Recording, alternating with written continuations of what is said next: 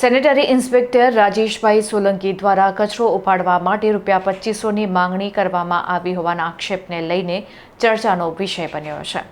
Manjalpur ward number 17માં one day one road કાર્યક્રમ યોજાયો હતો, ત્યારે સ્થાનિક લારી ધારકોએ સેનેટરી ઇન્સ્પેક્ટર રાજેશ સોલંકી કે જે ડોર ટુ ડોર કચરો ઉઠાવવા માટેનું કામ કરે છે, કચરો ઉઠાવવા માટે ₹2500ની તેમણે માંગણી કર્યા હોવાના આક્ષેપો મહારાષ્ટ્ર ચિકનના સંચાલકે કર્યા હતા, જેથી આ મામલે કોર્પોરેશનના અધિકારી દ્વારા તપાસ હાથ ધરવામાં આવી છે।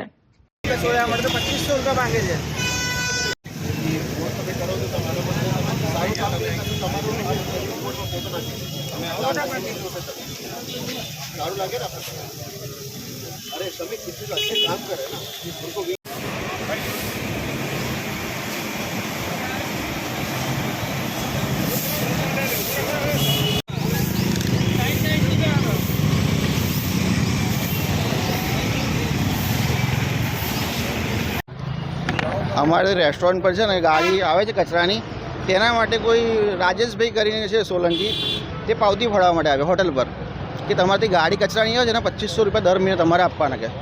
એટલે મેં કહું ડોર ટુ ડોર તો ગાડી બધા કચરા માટે જાય છે જ, અમે ગંદકી ના કરીએ એના માટે આવે જ કેટલા વર્ષો। એટલે જોશી સાહેબે કીધેલું છે કે 2 વખત 3 વખત મોકલીશું, પણ તમે કચરો આમ તેમ પાસે નાખતા નહીં। લાલુભાઈ છે મારું, મરાઠા ચિકન રેસ્ટોરન્ટ છે મારી માંજલપુરમાં, ત્યાં આગળ ડોર ટુ ડોર ગાડી આવે છે, 2 વખત આવે છે। સવારે તો અમે ખોલતા નહીં, સાંજે જ ખોલીએ છીએ, સાંજે આવે છે।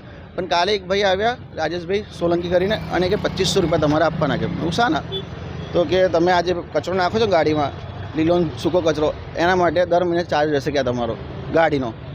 એટલે એવું નવો કાયદો કઈ આવ્યો છે કે ગાડી કચરો આપે તેના પૈસા બી આપણે આપવાના ₹2500। લાલુભાઈ